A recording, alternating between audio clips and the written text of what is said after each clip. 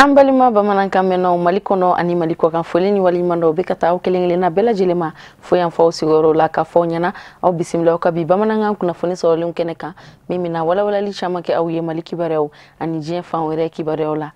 Don kɛrɛnkɛrɛnnen min taara k'o sigi sen kan diɲɛ selege naani bɛɛ lajɛlen fɛ k'o kɛ musolakaw tɔgɔla don ye o bɛ bɛn marisi kalo tile 8 ma o ɲɛnɛmayara an ka jamana kɔnɔna yan nɔ ka bɛn alamisadon ma jamana ɲɛmaa dagayɔrɔ la Kuluba ka kɛnɛ ɲɛmɔgɔya ta ka kalifa an ka jamanakuntigi Elaji Ibrahim Bubakar Keita la 8 marisi ɲaɲani kɛnɛ kan mɔgɔba caman kun bɛ yen nɔ i n'a fɔ komi Mali jamana minisiriw diɲɛ selege naani tɔnba Nations Unies a ka cidenw musow olu ka fara ɲɔgɔn kan jɛkulu ani jɛkulu ka fara musow yɛrɛ dɛmɛbaga jɛkulu caman kan an b'aw ladɔnniya k'a fɔ a kɛnɛ ɲɛnɛmayara dakun min kan ɲina o ye musow ye musow ka kɛ sababu ɲuman ye ka se ka dilanni kɛ walasa bɛn bɛ se ka sabati G5 Sahel kɛlɛbolo olu ka jamanaw bɛɛ lajɛlen kɔnɔna na an ka jɛ an ka minisiri musow denmisɛnw ani denbaya minisiri muso Tarawele Umu Ture ale ka dantigɛliw lamɛn Sajo Sidibe ani Ibrahim Kulubali olu ka ɲininkali galamana. Ayiwa hakili la muso yɛrɛ ma sigi hakili jakabɔ de kɛra fiɲɛ de yɛrɛ baara kɛcogo la parce que an yɛrɛ ka labɛn sɛbɛn min b'an bolo ko accord waati o waati n'a nana timɛ u b'a fɔ a ɲɛ na ko fɛn dɔ y'a cɛ fɛn min y'a jɛ fana u b'a fɔ ko muso tɛ ye parce que kabini Ala ye diɲɛ da hadamadenw ye muso ni cɛw de ni nana jamana na i tɛ muso ye c'est que hadamadenw bɛɛ mana surtout que lafiya bɛ cɛ kan n'a lafiyabaliya nana a tɛ fɔ cɛ a tɛ fɔ muso a bɛ fɔ mɔgɔw de sara mɔgɔw ye dun cɛ ni muso b'a la muso dun n'a cɛ sara degun don n'a den sara degun don n'a yɛrɛ sara du taɲana donc hakili la o kuma ninnu tɛ se ka fɔ jamana kan n'a muso da t'a la donc fiɲɛ min bɛ o baara la hakili la G5 Sahel u y'a daminɛ kabini u b'a fɛ k'a jɔ tuma min k'a fɔ ko u k'u janto balakaw la u kana kɛ kɛrɛfɛ mɔgɔw ye a ko la parce que u ka kumaw ani u ka ladilikanw ani u bɛ min dɔn parce que musow de bɛ du kɔnɔ musow de bɛ ta ji ta musow de bɛ yɔrɔ bɛɛ musow de bɛ kɔlɔsili kɛ kabini Ala y'a da a b'a kɛ ka da a ka musoya parce que den ani du lakɔlɔsili y'a ka baara kɔrɔ ye donc hakili la mɔgɔ tɛ se k'a fɔ k'i bɛ jamana lakanda n'a musow da t'a la donc G5 Sahel u ye o hakili jakabɔ kɛ kabini hakili la Jamena taara u ye ɲɔgɔn lajɛli kɛ société civile taara gouvernement taara u y'o labɛn min kɛ hakili la plateforme ko k'u k'a kɛ jɛkulu mais a jɛkulu mun de b'a ni jɛkulu tɔw cɛ parce que fɔlɔfɔlɔ n'u ye jɛkulu kɛ dɔrɔn u b'a kɛ ten jɛkulu min bɛ musow kan ten a da tɛ se ka don kuma sɛbɛn la sisan musow ye kɛlɛ de kɛ pour que u ka sɛbɛn na a ka kɛ sariya kɔnɔ ko na kuma o kuma bɛ kɛ sigi min bɛ kɛ musow bɛ don u b'u ta fɔ pour que parce que olu de bɛ duguma Mali muso sisan an bɛ 24 de la tuma bɛɛ an bɛ kuma an ka bɛn parce que bɛnbaliya ye bɛɛ b'a dɔn a bɛ mun kɛ sisan an man k'a fɔ an da la yɛrɛ an y'a ye de bɛnbaliya bɛ se ka mun se jamana na a kɛra muso a kɛra cɛ i tɛ se ka fɛn kɛ i ka du kɔnɔ n'a bɛnbaliya bɛ yen i tɛ se ka fɛn kɛ i ka sigida la n'a bɛnbaliya bɛ yen i tɛ se ka fɛn kɛ i ka jamana la n'a bɛnbaliya bɛ yen a ɲuman ye min ye an k'an bolo di ɲɔgɔn ma fɛn kelen min y'an ta ye o ye jamana ye Mali ye an ka Mali an ka a lakanda an ka lasabati maintenant n'a min ye i bɛ se ka don i ka du la i b'i yanga mais lafiyabaliya mana na carte d'identité t'a bolo ka yala torche t'a bolo ka yala n'a ye hadamaden sɔrɔ a t'a fɔ k'i bɛ bɔ nin na a t'a fɔ ko e ye siya jumɛn bɛɛ de degunnen don donc maintenant pour que degun ka se ka bɔ bɛɛ kan an bɛɛ ka se k'an ka faso ɲuman jabɔ hakili la bɛɛ de kan ka ɲɔgɔn minɛ ka bɛn sabati pour que lafiya yɛrɛ ka se ka na président yɛrɛ y'a fɔ k'a ye fɛn caman dɔn bi parce que kuma min bɛ fɔ a tɛ fɔ ten sariyaw de taara kɔlɔsiw de nana ye ko n'amuso da ma don la ou bien n'amuso jɔyɔrɔ ma fa o yɔrɔ la fɛn dɔ tɛ ɲɛ donc jamana dun tɛ cɛ kelen ta ye jamana ye cɛ ni musow de ta ye donc an bɛ ɲɔgɔn bolo donc nimisi wasa kɛra la parce que e yɛrɛ y'a mɛn la presse aw nana aw y'a mɛn musow ye min fɔ kumaden minnu fɔra sɔgɔmada in na o ye kumadɔn jɛlen duguma musow olu ka laɲiniw don parce que bɛn a tɛ se ka kɛ u kɔ donc an nana ka na o kan de fɔ ko plaidoyer tɛ fɛn wɛrɛ kuma dɔw de b'an bolo kuma dɔw de b'an kɔnɔ an b'a fɛ k'a fɔ faamaw ye jɔyɔrɔ fali la il faut que u k'u hakili to musow la dugumamuso ni sanfɛmuso. Muso tɔgɔla don kɛrɛnkɛrɛnnen 8 mars kadara kɔnɔna na muso dɔgɔtɔrɔw ka jɛkulu min b'an fɛ Mali kɔnɔ yan nɔ réseau des femmes médecins du Mali olu ye tile kelen ta k'o kɛ banabaatɔw lajɛdon fu ani falaki consultation ye anu donni kɛnɛ sigira sen kan ka bɛn alamisa de ma marsi kalo tile 8 Dawudabu dɔgɔtɔrɔso kɔnɔna na an ka mɔgɔ minnu tun bɛ Abdul Karim Sako ani Dramane Male an ka jɛjɛw ka sɔrɔlenw na. Ka kɛ ni diɲɛ musow bɛɛ lajɛlen ka don kɛrɛnkɛrɛnnen ye n'o ye marsi kalo tile 8 ye n'a bɛ fɔ ma nansarakan na ko 8 mars o ye don min kɛrɛnkɛrɛnnen don ka ɲɛsin musow ma k'o kɛ bonyamasegi ni tasibila ye musow ye o hukumu kɔnɔna na musow ka jɛkulu min n'a bɛ fɔ ma ko réseau des femmes médecins du Mali n'o ye Mali docteur musow ka jɛkulu ye olu ye baara dɔ boloda ka kɛ ni 8 mars ye n'o ye lajɛli ye n'a bɛ fɔ ma nansarakan na ko consultation médicale k'o kɛ fu falaki ka ɲɛsin commune 5 maaw ma commune ɲɛmaaw n'o ye dugutigi ni maire ye u y'a yira k'a fɔ nin ye fɛn ye min kɛlen filɛ nin ye musow fɛ k'a kɛ u ka sigida la k'a bɛnn'u ma kosɛbɛ u ye foli ni bonyamasegi kɛ ka ɲɛsin musow n'u dɛmɛjɛkulu bɛɛ lajɛlen ma. Aw ɲɛ bɛ muso dakabana minnu filɛ ni muso ninnu de y'an ka ɲɛlenninw ye ni muso ninnu de ye an ka ɲɛbaw ye ni muso ninnu n'u ka hakilina n'u ka miiriya ye jamana ka bɔ nɔgɔ la n'a ka ɲɛta ye ni muso ninnu ni foli ka kan u ni dɛmɛ ka kan an faralen don ni muso jɛkulu ninnu kan min bɛ se k'a to jamana ka taa ɲɛ wa bana ka kɛlɛ n'i bɛ fɛn o fɛn kɛlɛ fɔlɔ-fɔlɔ i ka bana de kɛlɛ n'i ye bana kɛlɛ i bɛ fantanya kɛlɛ n'i ye bana kɛlɛ i bɛ sɔrɔ lana du kɔnɔ donc ka foli kɛrɛnkɛrɛnlen kɛ ka taa bɛɛ lajɛlen ma 8 mars ala k'a kɛ nafa ye ka na an bɛɛ ma. Aw y'a ŋaniya k'a fɔ k'a bɛna ko kana an ka banabaatɔw furakɛ an ka sigida la u tɛ transport bɔ ka se dɔgɔtɔrɔso la u tɛ wari bɔ ka furakɛli kɛ u tɛ wari bɔ ka jolita kɛ an b'aw fo la a bɛ fɔ ko n'i ye muso kelen kalan i ye dugu kalan i ye jamana kalan musow an b'aw fo aw ka ŋaniya ɲuman na an b'aw fo aw ka fonisereya la. Nin ye don kɛrɛnkɛrɛnnen ye ka ɲɛsin musow ma u ka cɛsiri n'u ka wulikajɔ la adamadenya ɲɛtaga ani adamadenya sabatili baara hukumu na san 2018 o 8 mars o kɔni kɛra ko ye bolofa o farala o kan ɲina commune 5 maaw bolo ka kɛ ni réseau des femmes médecins du Mali ka nin baara in ye n'o ye lajɛli ye fu falaki ani ka fura di banabagatɔw ma a hakilina tabaw yɛrɛ u y'a yira k'a fɔ u y'a dabɔ de adamadenw ka se ka lafiya ka bɛɛ fo an kɔni bɛ min ɲini an ye min ɲini an b'a fɛ an fɛ wasa dɔ sɔrɔla la parce que jama bala ka bɔ jama bala ka bɔ jama bɔra jama bala ka bɔ an b'a fɛ dɔ ka fara kan halisa hali ni mɔgɔw bɛ se ka don du kɔnɔ an bɛ a kama a bɛɛ b'a la ɲɛ furakɛ b'a la da furakɛ b'a la farikolo rhumato spécialité fɛn fɛn pour que k'a yira k'a fɔ il y a des femmes spécialistes an b'a fɛ k'a kɛ an b'a fɛ ka n'an ka savoir faire bila a ka disposition na bana fɛn fɛn bɛ a mana kɛ fɛn o fɛn i mana miiri fɛn o fɛn la a bɛɛ bɛ yen cɛ dɔ fana bɛ yen k'an dɛmɛ cɛkɔrɔbaw ka bana n'o ye urologie ye o fana bɛ yen cɛw b'a la k'an dɛmɛ anw musow fana b'a la a ka bɔ ka na a k'a dɔn an bɛ se ka min kɛ pour que a ka se a fɔ cogo la n'an ye dɔ wɛrɛ kɛ siɲɛ wɛrɛ jama ka bɔ tuguni. banabaatɔ ka ca jamana in kɔnɔ wari tɛ mɔgɔw kun se tɛ mɔgɔ bɛrɛ si ye ni ɲɔgɔnnaw sera ka caya alhamdulilayi rabbil alamin a bɛ sɔrɔ mɔgɔw ma an kɔni ka laɲini ye min ye nin ɲɔgɔnna ka caya yɛrɛ ni ka d'an ye inshallah. Nin bana ni kɔni nin bana ninnu a diyara an ye bari u b'an bɔ fili la awɔ ni cɛw ni baraji ala k'u bolo mɛn u la baara la ala ka garijɛgɛw fɔ an fɛ. Donc ni activité a diyara anw ye kosɛbɛ mun na parce que CSCOM na généralement barabi banana olu tɛ furakɛ mais nin journée in kɔsɔn 8 mars kɔsɔn n'o ye musow ka don ye bana donc an b'u encourager san wɛrɛ tugun o b'a sɔrɔ an préparé surtout an bɛ dɔ fara dɛmɛ kan a bɛ kɛ cogo an bɛ dɔ fara dɛmɛ kan pour que dɔ ka fara u fana ka réseau ka baara kan. Ɲina 8 mars réseau des femmes médecins du Mali olu y'a ŋaniya ka ɲɛnajɛ kɛ nin ye ɲina san 2018 wa a kɛra wasa ye an b'a fɔ n ko ala ka san wɛrɛ 8 mars o yira an na ni k'a fɔ muso ma aw tare tare. Mali jamana minisiri min ka caw bɛnnen don gouvernement ka babu sentigiya ma Amadu Koyita a y'a ka ladala kunnafoni di kɛnɛ sigi sen kan walasa ka ɲɛfɔli kɛ kunnafoni dilaw ye bɛn kɛra fɛn min kan minisiriw ka ladala sigi tɛmɛnen a kɛra ka bɛn araba di ma Mali gouvernement ka kunnafoni sɔrɔ soba kɔnɔna na Amadu Kamara ani Samba Traoré olu de tun bɛ yen nɔ an ka ɲɛjɔ sɔrɔlenw na.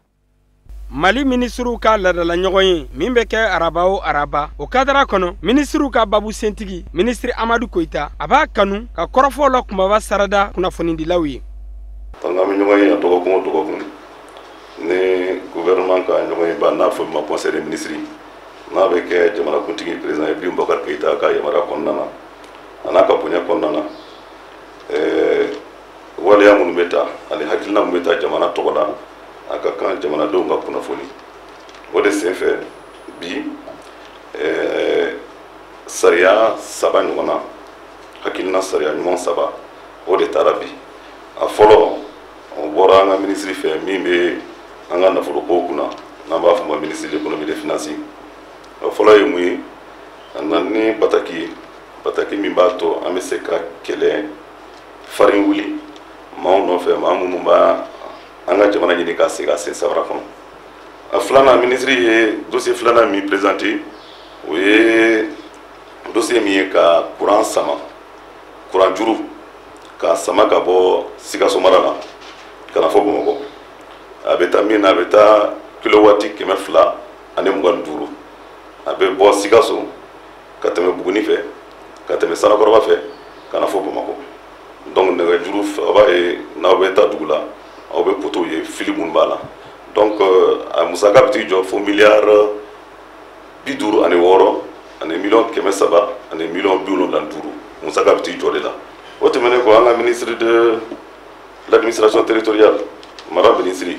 ani décentralisation ale fana ye hakilina yira n'an b'a fɔ ma ko politique nationale o ye mirina ni hakilina ye ka jateminɛ kɛ bi an b'a dɔn an ka jamana an ye jamana 7 de bɛ frontière la n'an ko frontière danfara an b'u ni ɲɔgɔn cɛ kuma dɔw la mankan dɔw bɛ se ka na an ni ɲɔgɔn cɛ donc pour que o bɛ se ka bali cogo min na parce que i n'i sigiɲɔgɔn foyi tɛ bɛn bɔ i n'i sigiɲɔgɔn foyi tɛ tigɛri ɲɔgɔn ma bɔ i n'i sigiɲɔgɔn n'aw donna da kelen fɛ aw bɛɛ ka jamana bɛ se ka yiriwa. lajɛrɛ in senfɛ ministre min ka ca bɛnnen bɛ kunnafoni di o n'o koɲɛw ɲɛnabɔli ma ministre de l'économie numérique et de la communication ale ye fɛsɛfɛsɛli kɛ sariya kura min tara jamana gouvernement fɛ ka ɲɛsin gouvernement maaw ma n'an b'a wele ko tablette n'ale ye subahana mansin dɔ ye o matarafali ma. Bi conseil des ministres la président de la république ye an dɛmɛ ka baara dɔ lase o baara ye mun ye an kun ye projet ba dɔw bila sen kan an ka ministère kɔnɔ min ye ka baara nɔgɔya ni machines ye ka papier ko nɔgɔya parce que papier ko kɛra min ye a waribɔ cayara o système min bilala sen na bi an y'a daminɛ ni conseil des ministres nomination pourquoi nomination an y'a lajɛ o parti ni ne a ko ka gɛlɛn dɔɔni ayiwa système ni a dabɔlen bɛ min kama ka dépenses dɔgɔya papier ko la ni encre ko système ni dabɔlen fana ka archivage kɛ machine kɔnɔ dorénavant pour que ni papier min bɛ ɲini a ka ɲini rapidement ani système ni bɛ dabɔra min kama ni an bɛna an ka nomination kɛ confidentialité ka don a la a kuma kana lase kɛnɛma ka sɔrɔ a ma kɛ système ni a dabɔlen bɛ min fana kama ni mɔgɔ mɔgɔ bɛ baara k'a kɔnɔ min ye baara min kɛ a bɛ dɔn a yɔrɔnin bɛɛ la min ye min kɛ a kɔnɔ k'an ka conseil des ministres bɛɛ kɛ sisan ni tablette ye a bɛ baara lafiya bɛɛ bolo a bɛ baara nɔgɔya a bɛ baara sabati. an bɛ aw ladɔnniya k'a fɔ ko nin sigili ni ladala ko don a bɛ kɛ sababu ye yaasa jamana kɔnɔdenw u ka bɔ jamana ɲɛmɔgɔw ka baarakɛtaw an'u ka baara bolodaliw kalama min la ɲininen don jamanakuntigi fɛ. o de b'an sɛnsɛn ka diɲɛ fan wɛrɛ kibaruyaw lasɔrɔ Musa Fɔnba ka sɔrɔlenw don an ka jɛ an wulu lajɛ.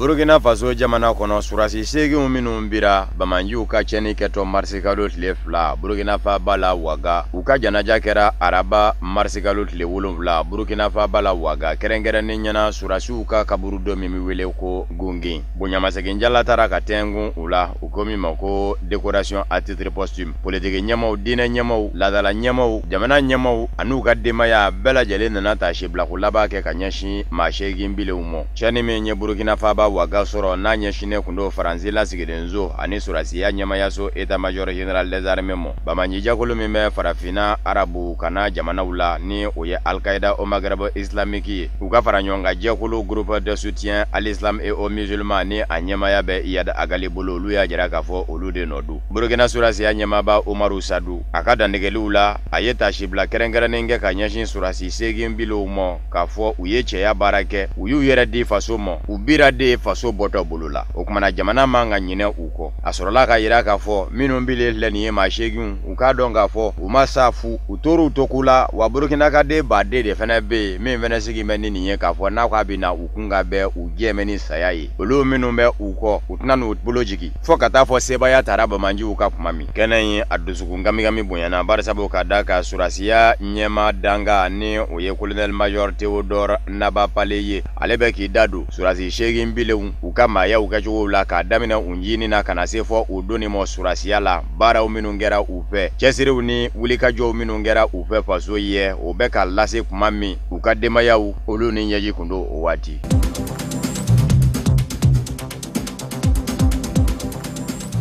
Lagina Konakiri Fabala Konakiri musulaka baduru dɔw ko batan o ɲɔna de bɔra marsikalo tile 7 araba tɛmɛnen ka nisɔngoya taama boloda ni ka jira k'a fɔ lakana tigilamaw kɛrɛnkɛrɛnnen ɲɛna polisilakaw k'u bɛ ka da sago nisɔngoya taama ma n'a fɔ k'a bɛ sigi sen kan olu de bi bɔnɛ b'an bila don mɔɔw kunna o dɔw bi taa laban maa fa yɛrɛ la waliden fa k'a sera dabila ye wele dara UFDG politikitɔ de fɛ ni fanga sina don Selon Dalen Jalo ka fanga ɲini jɛkulu o musolakaw de kɛra wele dabaw ye musolaka bayirika olu de wele in fɛnɛ jaabi bɛɛ lajɛlen ni finijɛ kun do finijɛ bi fɛn min fɔ jate la o ye fatuli ye ni ka musɔrɔ bilenma siri u kunna o bi joli bɔni kofɔ sɛbɛnni kɛ kun bɛ jiri fɛrɛw minnu kan ni u ka ma ko pankarti o dɔ kun ye dɔ kɛra maa fa la ten o kumana jamana ɲɛmayaso bɛ sunan de la wa danfara ka don maaw ni ɲɔgɔn cɛ kiri binna k'u ka dɔ fɛsɛ ani dɔ ye o sera dabila ye an denw minnu minɛn bɛ a y'a lajɛ a k'u bila lakana tigilamama ye taama in dafɛ ka a lakana musolakaw yɛrɛw ye a lajɛ k'u yɛrɛ ka lakana tigilamaw ɲini u yɛrɛ ye ni dɔw ko olu ma ko gorobaraw an b'a ladɔnniya k'a fɔ nin y'a kalo kelen ye Lagina Konakiri wulikajɔ caya bɛ ye min senfɛ maa 10 la ɲɔgɔnna bɔnɛna a nin na lakana tigilamɔgɔw ka kisɛ fɛ kuma dɔw nisɔngoya taamaw bi bolo da ka sabu kɛ février kalo tile 4 mɛresigi kalataw minnu kɛra ni o sɛbaya taara Alpha Condé n'a ka fanga fɛ UFDG Selon Dalen Jalo ka fanga ɲini jɛkulu jɛndɛ ni o ye Lagina Konakiri baarakɛlaw ka lapasa jɛkulu o fana bi wele da kuma bɛɛ ko maaw ka u fari fa maa si kana muɲugu maɲaga kɛ o dɔ kɛra février kalo tile 26 ni o ye opération ville morte ye.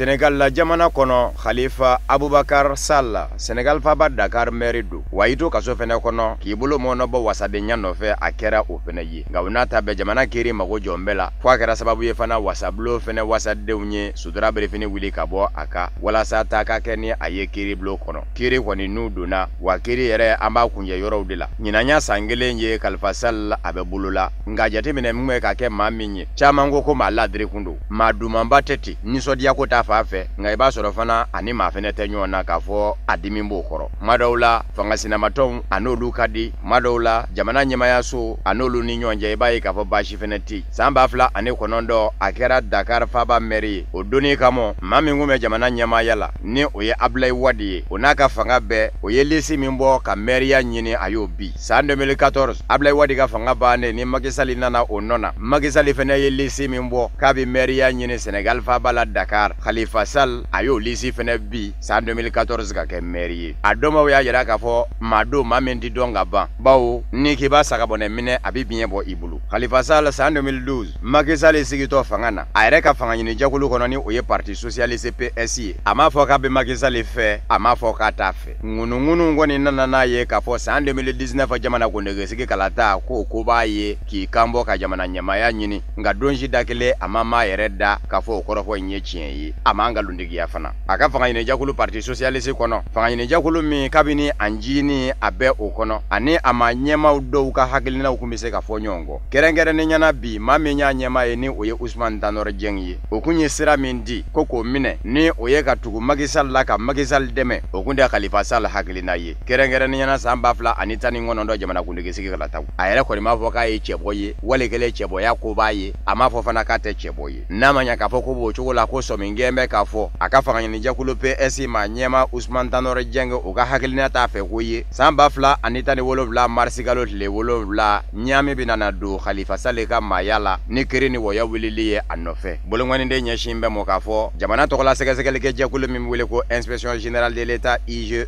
o tari n'u don Sénégal faba Dakar maire kɔnɔ ka sumusumuni kɛ k'a ye k'a fɔ wo bɛ duni kɛnbɛ miliyari caman ko don kabini o kɛra sa Khalifa Sall si yɔrɔ yɛlɛmana ka na se fɔ bimɔ a n'a ka denbaya tɛ bilen bawo a y'i to Sénégal faba Dakar ka sobonba de la ni o yɛrɛ bɛ si ye ka t'i yɛrɛ sɔrɔ kiiri bulon kɔnɔ a kanubaw y'a ɲini a fɛ cogoya bɛɛ lajɛlen la nafolo min kan ka sara a fɛ n'o bɛ kɛ sababu ye ka fiɲɛbɔda di a ma ko caution a k'o sara a y'a yira k'a fɔ n'ale y'o sara bɛɛ o y'a kɛlen ye ka jo di a juguw ma k'a fɔ ɲankuma a kun gɛnna kɛ ka wari dun kanubaw yɛrɛw labanna ka fara ɲɔgɔn kan k'u yɛrɛw b'a lajɛ ka wari in ɲini hali n'a ma sɔn a sarali ma olu yɛrɛw b'u bolo fara ɲɔgɔn kan ka taa wari in di walasa fiɲɛbɔda ka di a ma a ma jɛ ni o ye kiiri ɲɛdɔmanganaw sariya ɲɛdɔmanganaw Sénégal jamana kɔnɔ olu ye ɲɔgɔn sɔrɔ a ko dala bɛnba kɛ a kan bawo Khalifa Sall ka lafasabaw y'a yira k'a fɔ Khalifa Sall sutura bere fini danbɛ kan a y'i to kaso kɔnɔ ka kɛ député ye wasabulon kɔnɔ o kuma na immunité parlementaire ni o ye sutura bere fini ye n'o b'i ka i man ka wele bɔgɔ jeninen kan jamana ɲɛmayaso ka lafasabaw ni o ye avocaw ye olu ko kalo ko in bɛ kɛ tuma min na ko y'a sɔrɔ k'a ma kɛ wasaden ye maire de kun don a ye dunni kɛ maire la a minɛna ka to maire la o kuma na wasadenya tɛ jati ye nka fɛn min ye Khalifa Sall ka lafasabaw avocaw kɔnɔ guwa jamana ɲɛmayaso ka lafasabaw ko a tɛ jateminɛ k'a kɛ wasaden ye ko sutura bere fini bɛɛ kan nka o jamana ɲɛmayaso kelen de labanna ka don wasabulon kɔnɔ wasadenw nɔfɛ ko sutura bere fini min bɛɛ kan ko k'a lajɛ ka wuli ko kiri mako jɔn bɛɛ la o kumana Khalifa Sall ka avocaw ko n'o y'a sɔrɔla sutura bere fini tɛ kan a tɛ se don ka kɛ wasabulon kɔnɔ wasadenw nɔfɛ k'u ka wuli ka bɔ a kan marisi kalo tile 30 Khalifa Sall a ka kiriw jaabi labanw mi bɔ k'u bin ani fɛn minnu ka kan a n'olu si dɔn n'o tɛ jamana tɔgɔlama min bɛ kiiri bulon kɔnɔ ni o ye procureur ye o y'a yira k'a fɔ n'i ye se kɛ kɔni ye kɔni san 7 kaso o de bɛ da Khalifa Sall n'a jɛɲɔgɔnw kun.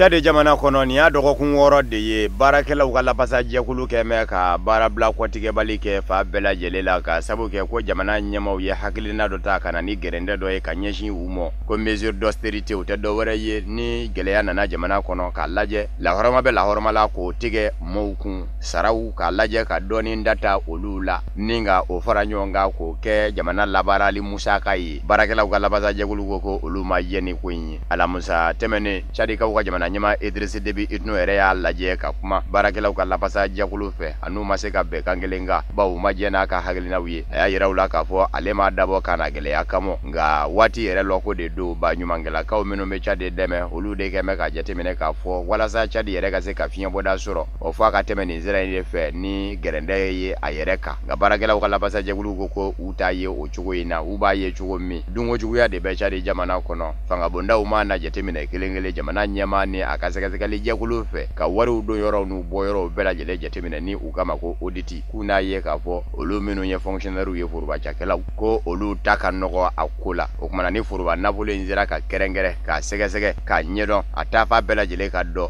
ko n'a bɔli kɛ ka sɔrɔ bi ma kɛ u ka dɔbɔ u ka musakaw la Chad jamana ɲɛma Idrissa Déby Itno ni u ma ɲɔgɔn faamu araba tɛmɛnen a ka jamana ɲɛmayaso kɔnɔ maa minnu ye a baara ɲɔgɔnw ye ni o y'a ka cabinet mɔɔw ye olu fɛnɛ araba marisi kalo tile 7 olu ni baarakɛlaw ka lapasa jɛkulu ye ɲɔgɔn sɔrɔ secrétaire général ni o ye Isa Ali Taheri ye ale y'a yira k'a fɔ a bɛ a ɲini baarakɛlaw ka lapasa jɛkulu fɛ bi kow bɛɛ lajɛlen jɔlen de don baara tɛ ka kɛ Chad jamana kɔnɔ o kumana gɛlɛya bɛ se ka wuli cogo min laɲini y'o ye u b'a fɛ k'u lamɛn baarakɛlaw ka lapasa jɛkulu fɛnɛ y'a yira k'a fɔ n'i y'a ye anw fɛnɛ nana an nana de ka se k'aw fɛnɛ lamɛn a b'a fɛ ka fɛn min fɔ an ye olu kɔni di dɔwɛrɛ ɲini u ka saraw minnu tigɛtigɛlen don a saraw bɛɛ lajɛlen ka fara ɲɔgɔn kan k'a di kɔrɔfɔ gɛlɛyaraw ni ɲɔgɔn cɛ a ma ɲa min mingo a jorai wuli ka kɛra min ye Chad jamana ɲɛma Idrissa Déby Itno ka babu sendigiw y'a yira k'a fɔ baarakɛlaw ka labasajɛkulu k'a lajɛ ka na ni hakilina wɛrɛw ye ka na u dajɛra u la min bɛ se ka kɛ sababu ye lapitaninzo minnu fɛnɛ datugulen don olu ka lajɛ k'u dayɛlɛ kalanzo minnu datugulen fɛnɛ don olu ka lajɛ k'u dayɛlɛ.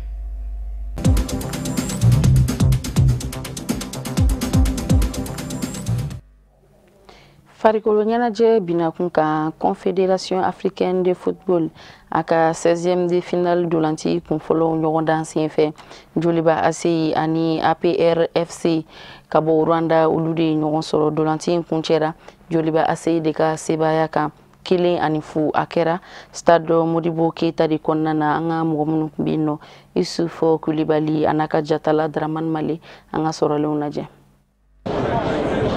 Mali senanduraju kulu kelen min tɔlen bɛ wulikajɔ la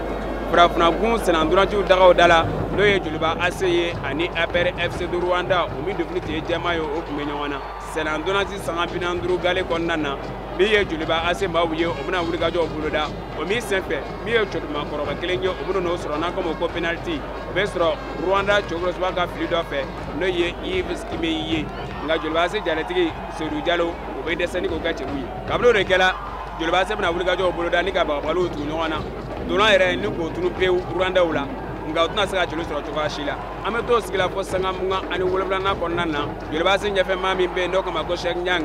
a kelen cɛkɔrɔba kelen a bɛ dɛsɛ k'o kɛ cɛlu ye fu ani fu senanduraju wuliko fɔlɔ bɛ bila o de kan senanduraju wuliko filanan Dede Karama Fanyeri Jara a ye fɛɛrɛ minnu sigi sen kan senanduraju kunkanɲa galew la a b'o de banba halisa cogoya bɛna a ka se ka fɛɛrɛ sɔrɔ kow la o wulikajɔ bɛna na ɲɛ a bolo sabu min ye sanga 48 ye Rwanda kɔfɛmaw n'o ye APR maaw ye o bɛna senandɔrɔ gosi ka bɔ ka daga kɔnɔ nka dolan bɛ taa bin maa min senkɔrɔ o bɛ kɛ Cheikh Nyang ye n'o ye Joliba ACI ɲɛfɛmaa dɔ ye o ran bɛɛ a bɛ dolan gosi ni ka taa APR ka celu kɔnɔna na kelen ani Kanangolo ka taa Joliba ACI kanu na kabini Joliba ACI y'o celu kelen sɔrɔ o bɛna na wulikajɔw banba ni ka fɛɛrɛbaw tigɛ nka o tɛna ɲɛ sɔrɔ o si la waati min senandɔrɔci b'a fɔ k'a bɛ kun cɛ sanga 90 min ye APR de Rwanda o bɛna na fɔngɔ dɔ sɔrɔ Isa Bijiriyama fɛ nka min ye nin ɲɛfɛmaa ye a bɛna dɛsɛ k'o kɛ cɛlu ye sabu Joliba ACI cɛkɔrɔba o bɛ jɔ a jɔyɔrɔ la kelen ani Kanangolo donaji bɛ bila o de kan. Au football tout est possible. Joliba c'est une grande équipe, on l'a vu. Ballontan na fɛn bɛɛ lajɛlen bɛ se ka kɛ Joliba ye équipe ba de ye wa an tun sigilen don ni nin ye fɛɛrɛ sira kɔni kan an tun kan ka jouer kosɛbɛ ani ka da waati yɛrɛ cogoya kan funteni o barika tun bɛ ka bonya n y'a ye k'a fɔ anw bɛ jouer waati dɔ la k'a sɔrɔ funteni bɛ degré 25 la an bara nka yan température sera degré 40 ka se degré 42 ma adamaden kɔni farikolo kan k'i yɛrɛ dege ninnu bɛɛ lajɛlen na ballontan faamuya a bɛ Joliba la kosɛbɛ n'o ye expérience ye avantage ba wɛrɛ min bɛ Joliba bolo o de ye k'a fɔ joueur baw b'u bolo u b'a dɔn k'a fɔ k'an ka min kɛ terrain sanfɛ Joliba ACI an y'a ye ni bonya ni karama de 90e minute. Voilà, il y a moyen de jouer. Bon, en MMA terrain on a appliqué, on a respecté les consignes données. C'est pour cela qu'on sera une victoire sur. Bon, on dija pour que ça rende l'équipe non à maintenir. Donc on va faire tout pour que on soit qualifié. Bon, nous sommes déjà le follow parce que en gagnant, tiens de Ballontan galera. On a occasion sur, on a penalty sur le mais au moment où on a gagné, nous avons gagné la vita. Et donc on a pris un mi-temps d'état. Le temps il a déjà mi-temps à Kigali. Environ, il faut que nous pas passer en dans là. On dans le noir là et on va jouer en conséquence.